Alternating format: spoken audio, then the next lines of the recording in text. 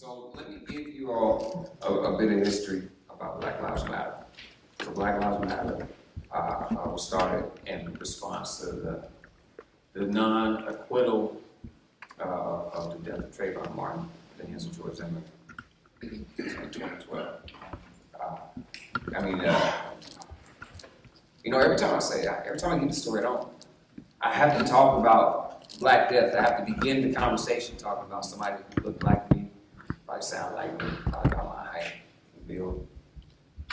And to frame the work that I do with somebody that doesn't have this life to live, who's not here right now. And that's so crushing a lot of the time. And I'm able to hold it and give it to you. But that's how I begin. That's how I begin my talks, talking about death. I like living. I enjoy it. I'm also made very aware of how convenient it is for people like me to die and be killed. Also, aware of Black Lives Matter. I'm also made aware of how convenient it is to ignore people in my community, being Black trans women, and a lot of the incarceration rates of Black women, Black queer folks, how easy it is to ignore that. Same time, it's a lot of death, it's a lot of heavy hearts that kind of bring this to me. So it's not something that I do casually, but that's where I start. So Trayvon Martin was killed, and then it was a hashtag on a Facebook post that he said Black Lives Matter. What do you say when you watch people that look like you get killed, and watch them be put on trial after they died? Like, what do you say to that? That's never happened to me, but I see it happen to my people. What do you say? So a lot of artists and activists came together to decide they wanted to do work, and then it was born from that. So with Boston in 2014, there was Mike Brown in Ferguson. Mike Brown was killed.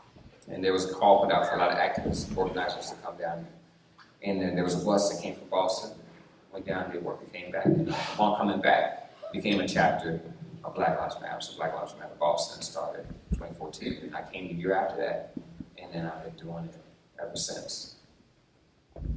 And there's a movie out, I don't know if you've seen it, called Blue Streets, that really talks about the Ferguson uprising. And a lot of the work that was being done, a lot of the work that was being led by queer Black women, I suggest that you see it. I want to say if y'all check out our Facebook page, we have a screening that we're partnering with another couple of communities, a couple of groups that's happening, I want to say in November. So definitely be out on the lookout for that. So that's how it happened. Now I'm here, and I've had to learn a lot of things. And I'm going to tell you all some of those things I had to learn. One of those, so when I come out and speak, I go over the guidelines and the principles. I take a color and I highlight it, just so people know, that you heard it here first.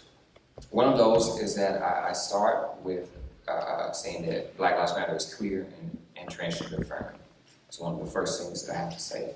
The reason I have to say that is because the amount of violence that have come at the hands of cisgender men, it's come at the hands of cisgender Black men, is appalling. So me, as a step to be able to hold myself accountable in whatever role I've had, whether aware or unaware, is to be able to say that first. We are queer and transgender affirming. And not only are we affirming, we center them within our struggle, because if we take care of the most marginalized people, then we all can rise. That's one of the first things. Next thing is Black women. Black women started Black Lives Matter. It wasn't George Soros. It wasn't some random organization. It wasn't the FBI, COINTELPRO, or whatever nonsense out there on the internet. It was Black women, 3 of them, came together to start it. 2 of them being queer Black women who started this. So my whole being here has come from the spirit of a revolutionary Black love that comes from Black women. There wasn't a Martin or Malcolm or Garvey holding up a sword and standing on the bodies of dead white people. That wasn't how it happened. It came from radical Black love, a radical Black love that came from women. And me being the space I am, my organizing understanding of the world came from my grandmother and my mom, and I didn't realize that until later. until later. And then all of these things being connected, a lot of things I understood and came to know about organizing came from Black women. So I have to uplift that every time that I come out here. So Black Lives Matter is also intergenerational. A lot of times when we're thinking about organizing, we think about the age of military service. That's when you were primed to do some radical work. You had to be from 18 to 35 or something like that, or 16 to whatever age. But we don't really do that. That doesn't make sense because people who've always been doing the work have always been in all different ages. Sometimes we see a couple generations at marches. Sometimes you will see children running around. See children like parents have them on their shoulders or something, and really getting them exposed to the system. There's sometimes an argument that hey, it's not safe out there, but when is it safe? When is it safe? Because if it were safe, I wouldn't be able to do this. So we have a lot of people out here doing work, all different type of constructs of what you think should be out there, what you don't think should be out there. Another thing is Black villages. I talk about that because we have been sold on the idea of the nuclear family. There's a man, woman, and child, and that being the formation that should build our communities. But within Black Lives Matter and the way that we move, is coming from all different spaces and all different ways and constructs of living. We don't want to erase people's communities because they're not cisgendered and straight. It doesn't make any sense because we've always been diverse in the way that we exist, in the way that we live, we laugh, and we love. So that's what's happening in that regard. We're global. Black Lives Matter has chapters all around the world doing work about all manner of things. Racism takes on different faces in different places. I didn't know that until I got here. Until I met some Dominican folks who don't think they're Black. That's a weird thing to run into. Because I'm from the South. The South is like 3 racial denominations. And then I'm not saying this is true. This is just Southern folk. I don't know what it is. It's white, Black, and that's just what they think. Everybody is in one of these categories. And I come up here realizing that racism affects people differently in different countries. I was like, oh, because we have this idea that everything in America is for everybody. And it's not always the case. So a lot of people take up the work as it is unique to the place they come from and how racism looks there. And so we got different chapters, different places. You got one in Brazil, you got one in the UK. People fighting hard. And we have to work together to understand each other's struggles because there's no one is greater than another. We have to do that. Let me go to, that's my favorite one. I am unapologetically Black. So much so that, I really, I enjoy cocoa butter, cocoa puffs, Kool-Aid.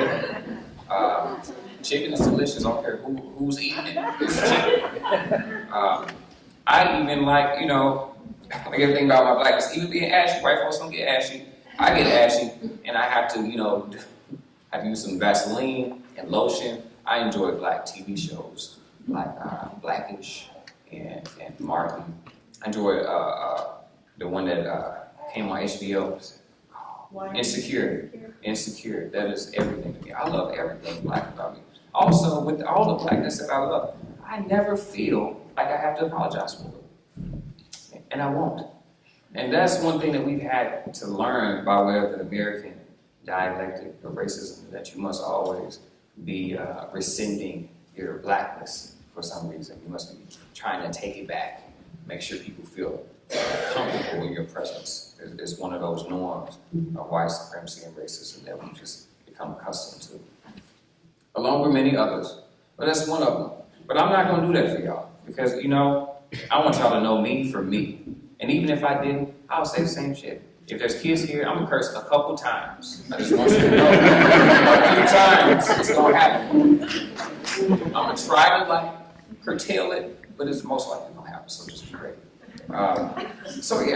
These are the principles of it. And Black Lives Matter exists as a ideological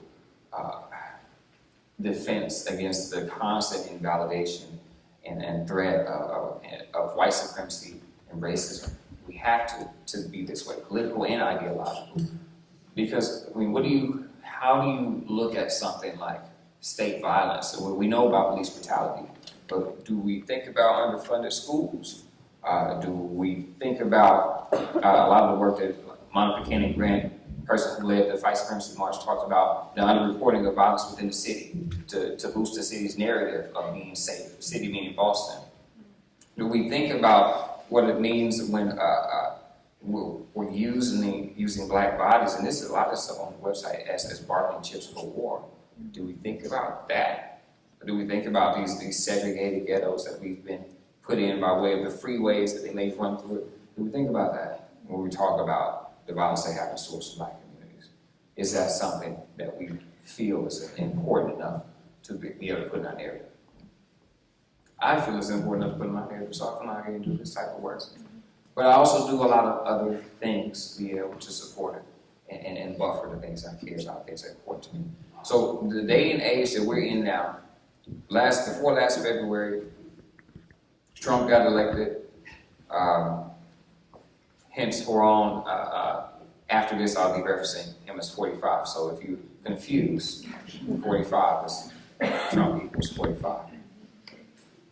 45 was elected. And I said to myself, if they're going to erase us from history, if we don't go out and talk and speak. So we put a call out for people to, hey, invite us, let's do this Black History Month thing. This is the month you want to recognize for blackness. I'm going to get out here and say some radical shit, and then we'll see if you can hold on to that or not. And I had to step out into these spaces, and a lot of times going out to places in the middle of nowhere, when many people, whether they'll admit it or not, haven't voted for. Many people haven't known someone. Many people are ignorant to a lot of the policies that are going to be affected after the presidency has started. Many people unaware to the general existence that I have to go through. Many people who won't acknowledge black trans women who will justify their death. Many people who just don't care. But will come out to the talk so they can feel good. You did your activism for the day. Listen to a black man talk about Black Lives Matter, so you've done something. So I came into that. Really just wanted to do something like, well, how do I combat this? How do I fight this? Not really knowing, feeling like the world is against you. And that day for me was soul crushing. The reason why is because you have a candidate that calls you a super predator, and then you have another one that says, what do you have to lose? And you have to pick one, at least that's what you're told. I voted for myself for president.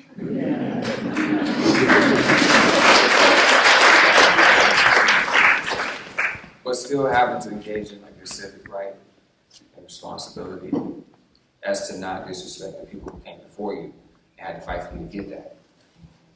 And then it's lose-lose. It felt like a lose-lose. It was a dark day. Dark day. I mean, as activists, radical folks, you say to yourself, well, we already know what it is. This just makes people wake up. But it was hard. It was hard. And then you had to step into that and go out and bare your soul and tell people about how all the things about my life that are affected that people don't want to see. Or racism is real. That's why I feel like I'm going out saying racism is real. It was America. Like, we had slavery, Jim Crow, black codes. We killed Malcolm X, Martin Luther King. JFK didn't even like black folks. And he got killed. And he seemed liberal, like it is. All of these things that people want to deny. And I'm sitting here in this perplexing situation, having to figure out how to pick myself up. At the same time, still having to have conversations with folks about how it's still dangerous for me. It's still dangerous for me. I ignore it because maybe I'm foolish. Maybe I'm not one of the ones that survive, but it's still dangerous. But still having to pick up this work. So some of the work that we've been doing, is working on the Deeper Than Water campaign. So the Deeper Than Water campaign, this is one of the things that's happening right now in the Norfolk prison. Norfolk prison's water supply is poisonous. There's high level of manganese that are not healthy for your digestion. It gives you all levels of skin lesions and gastrointestinal problems. And this is happening at MCI Norfolk, that were a majority of the population of people who are serving life, a majority of the population of people of color. And the state has been commissioned to fix it in 2011 after the pipes burst and the water flooded, and they haven't done so yet. One of the reasons why the water issue is so bad is because the prison's initial capacity was around 700. It's about 1,200 people in there now. So the water is operating at a functionality level that it should be, and the pipes are corroded. Then you're doing the work, and then if you fix the pipes, how can you even be ensured that that's even going to solve the problem? And then still having to do the campaign and work on that, and make sure that these folks on the inside have clean, safe drinking water that we all can benefit from the Clean, Safe Water Drinking Act. I want to say it started in '76, something like that. But still, there's always a reason why people shouldn't care. It's always going to be, well, they committed a crime, and why should we give resources to people who are on the inside? There's always folks who say that. Even though we know that the prison industrial complex has been over-focused on people of color, Black and Latino people, since its inception, even though we know this, even though we know that these racist formulations that came over to life without parole, and people were getting locked up with this, time in the 80s, still serving ridiculous time for nonviolent offenses. We know this. Yet if I say people don't have clean drinking water, there's some effort to be able to strip away from these folks their humanity in order to justify the lack of effort. That's what happens. So that's one thing we're working on now. So before the excuses come about why people can't get involved, I'm listing them for you. People will tell you that the people are prisoners, they're horrible, violent people. People will tell you that we shouldn't give resources to them. People will tell you that it's wasting tax dollars. People will tell you all sorts and manners of things, but it's these justifications that before you even get to the idea of racism, that you have to unpack and deal with. It's these. It's the type of work that we do. Prison industrial complex. Prisons are inhumane. Prisons are obsolete. They should be abolished. We should find a better way to deal with people.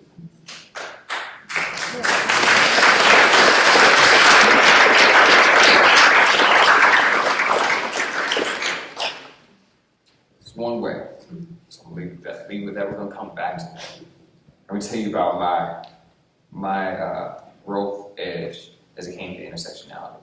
So Black Lives Matter is an organization that really promotes the value of intersectionality. That means that the different identities that we hold intersecting and having different benefits and different obstacles that it presents to your life on a daily basis. So for me, being an example, I'm going to say I'm a Black man who has a certain level of, I have an educational advantage, I have degrees or whatever, I have some economic advantage, I have a car. And if we look at these by way of, let's say, different identities that I'm able to hold, having a certain class privilege, and being able to, being Black and being male, and being cisgender and being straight, all of these things color my experience. They put me in line for certain things that other people don't necessarily have access to. A lot of times it gives me certain benefits, and in some cases it does not give me those. Sometimes it puts me in danger by way of my Blackness being something that's over-encompassing for a lot of situations. But for somebody else's experience, it is different. And I cannot speak to what their experience is. All I can do is be able to have like a radical or a sense of connecting with them where we can understand each other without making assumptions. Because those assumptions hold power. But when I first was introduced to intersectionality, It was through, we were in a circle group, and it might have been I think Black Lives Matter people were at the meeting. I don't think it was their meeting. I'm not sure. And people were introducing each other, and they were announcing saying their name and pronouns. And I was like, this is stupid. Like, straight up. That's what I thought. Like, why would you do that? Like, people just doing it just to, like, make a point or whatever. And I didn't acknowledge that somebody's experience could be different from mine profoundly enough that they would not even use the same pronouns. It wasn't something that was on my radar. Didn't understand that experience. When I did come to understand it, I want to say somebody got upset about it. And I said, oh, wow, okay, maybe I need to look into this further. And thankfully, I had a male friend who helped me through it. We talked about it a lot. I had a lot of, wanted to argue. And then we went back and forth. I had a lot of women in my life that definitely helped me grow. And I figured that piece out. I'm in the process of figuring it out. So when you're thinking about how something is intersectional, how do you be able to connect that to the work, being able to value humanity? How do you see somebody as being more than just somebody who's a ward of the state? How do you see somebody as being more than just what their sexual orientation, if you know what it is, precludes for you to be? How do you see that? How do you move in that direction? Because Black Lives Matter is intersectional. We have to work towards being able to dismantle these systems of patriarchy, basically men being the decision-making power in the world. We have to dismantle the systems of racism. We have to dismantle the system of capitalism to be able to build something different that fundamentally operates in a different way. But before you can step into understanding these, you have to understand yourself and some of your intersectional edges and advantages that you experience. First thing that people tend to have to ask me when I come out here is like, what can I do? I don't know. I just like, I want to be helpful. No, I want to be the person I want to say give you the answer. I want to be the person who can be assisting, facilitate something that moves in your direction. I want to be that. But part of me says, okay, we live in a world that education is designed for white men, particularly property young men.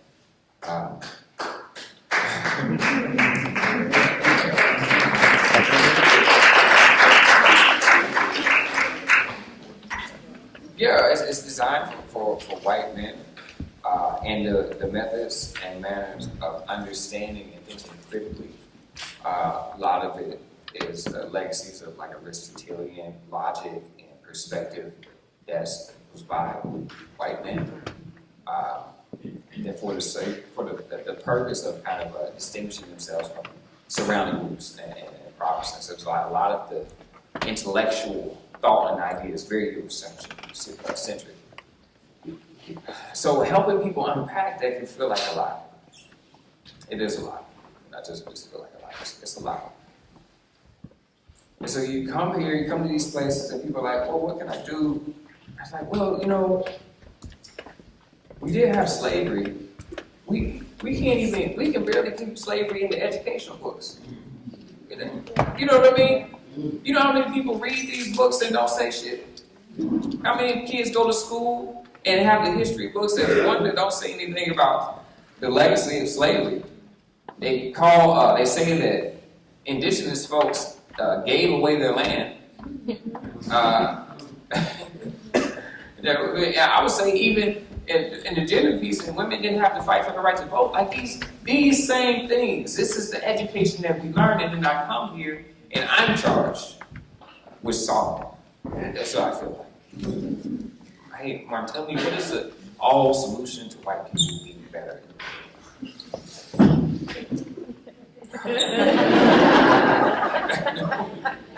These are all the things that are happening. Also, things such as like when the GI Bill came out and a lot of servicemen were able to go to school, get educations, go up, get houses out in the suburbs. And with the legacy of that, people being in the suburbs and still not wanting people of color to live with them. Y'all know what I'm talking about because you know those people. If not, you are those people. Hopefully not. But these things are happening, and then it's like, oh, well, how do I fix it? You come in and I can talk about so much. I can talk about so much. And then you have Black Lives Matter. It has a website with all the guiding principles. Tells you everything about it has her story, and it has the chapters. You have the movement for Black Lives. It has the whole policy outlined in every organization that signed on to it. And you will still come and ask me, what can I do? You know what's wild is that people can watch the news and see a particular issue that's happening in their community. Let's say taxes is going up. Nobody has to tell you how to do that. I don't have to tell you which congressman you have or how to contact them. You figure it out. You don't open your civics books and read it. There's something on YouTube. Somebody on there talking about something. And you figure it out on your own. But when it comes to racism, people are so willfully ignorant that they like come and ask me and give me the emotional and intellectual burden of having to figure out a way to impact you that you would get active and get moved. That's what happens all the time. Today, this is what I did today. I went to the Society of, Association of Haitian Women, Association of Boston, to do domestic violence work. And before then, I was saying, okay, I want Black Lives Matter to be more engaged in kind of intersectional practice within the Black community. But what are some communities that we haven't talked to in some way or form? So we talked about, doing the radio show. I'll tell you a little bit more afterwards. We're doing a radio show, having folks who over the transgender emergency fund, talking to a mother who has a transgender daughter, talking to people who are doing Black queer art, talking to people who are has a family member that was killed and racism is preventing them from getting justice, going out and finding it. I went out and found it. So when this trying to figure out ways to be more intersectional within the Black community, so I looked up, thought about people have been talking about the Haitians, TPS ending soon, a temporary status as the refugees from the earthquake. I don't know if y'all know about that, but it's about to end very soon. And what I did was I looked up, or went on Google, Haitian women, Haitian people, found an organization, called them, set up a time to meet, went by there and came up with something that I'm going to do moving forward. But the inability of white people to do the same just perplexes me. I don't understand that. So you go into, I don't know how many times people have come through our email or our Facebook and say like, hey, our school is racist, they're doing X, Y, and Z, here are the policies, this is why Black people are saying that this is what they run into. But the white people at those schools, they never come to me. They never say anything. The white people at these jobs that practice these discriminatory processes, they don't find me. They don't come to us.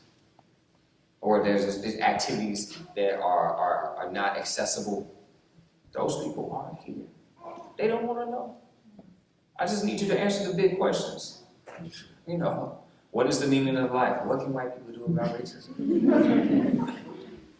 That's what happens. So I'm always in this weird position where I'm just perplexed at like, what is happening where Black folks have been enslaved and intentionally underdeveloped by economic, political, educational means through a lot of times international coalition efforts. You see how we've done with Africa to see more about that. But I'm charged with being responsible for telling you what to do. I just give you another example of my self-work. I'm giving you examples. I'll be clear. This is a message. I want you to take what I'm doing and apply it to your life. But I'm giving you examples. One thing with the Harvey Weinstein stuff came out, horrible person, did horrible things, which you all know. And I was reading the articles about about Me Too and about patriarchy and about sexism. And I felt defensive. And I had to say, what is that going on with me? To where I feel defensive about something I clearly know is wrong. Something's happening here, something that I need to work on. So what I did is I looked and I read, I listened. It was no woman's responsibility to educate me on the state of the system and how I got this way.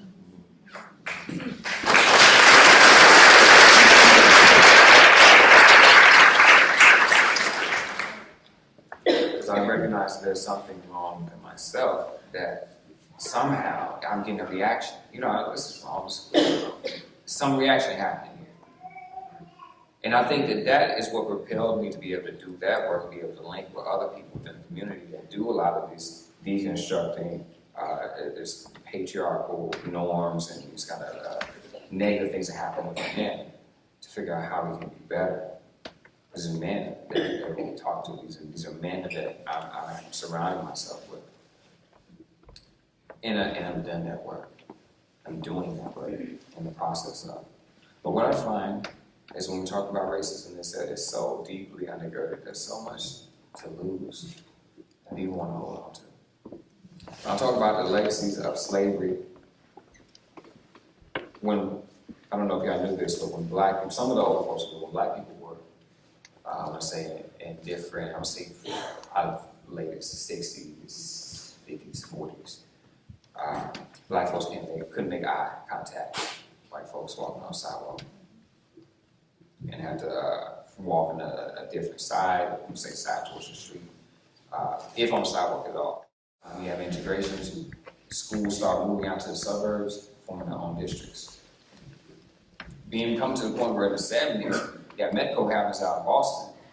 It's after this Brown versus Gore was in 54. We had 7 Boston, the last place to integrate. I don't know if y'all knew that, but hopefully you did. Because I didn't learn it in school, I learned it when I came up here. So after that, in the 80s, you have the war on drugs, which really erodes a lot of our independence from dealing with the police that can do pretty much whatever they want to now. A lot of times seize your property and be able to give it back to the police department. That's what happens a lot of the times. And then you get to the point where you have the National Defense Authorization Act, by which if you are deemed a threat to national security, you can be disappeared. Any point. And all of these laws is affecting everybody, but you know who's most likely to get it. So now we're here, and all this time at each one of these steps, white people were there and watching, and as a predominant group, most of them said nothing. I mean, now we're here again at a particular point where 45 is doing whatever he wants, and people are still saying, I don't know. What can I do? I see history when I hear that question. I see all the things that I laid out for you when I hear that question, all the opportunities. When I came up here to Boston, I didn't have a job or a place to stay. And now I'm, 2 years later, talking to you about Black Lives Matter. I wonder. I don't know what you want, though. I don't know what type of group I'm going to end up with. But what I do know is that the story that, hey, I saw this thing happen and, you know, I wish I did something differently, that's not going to be the one that I tell to my child. I'm just not doing that. You know, hopefully I can tell the story, but if not, I'm not doing it. And not only am I not doing it for my kid, I'm doing it for your kids. Because somebody got to do something. I don't know what the end is going to be. We do have stuff like, you know, the Deep in Water Coalition. Next Monday, we're doing teaching. Come through if you can. Check us out on our Facebook page. You do have the Fight Supremacy 2 happening on sale November 18th. Check us out on Facebook. And, you know, with some more information about it. We have the Black Lives Matter Boston radio show. InsightRadioApp.com. And on Insight Radio on YouTube too. We do come to schools and talk about Black Lives Matter.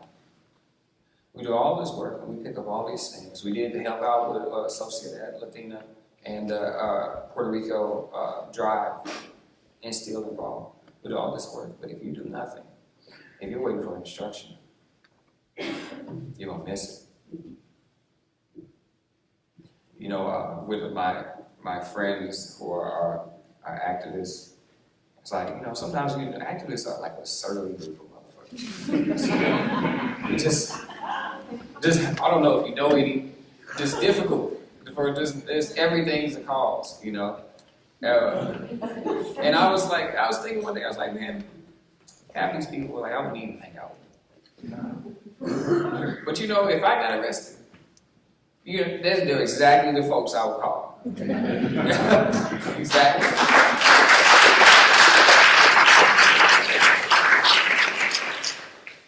What I would want is for you all to be those people. Do that work.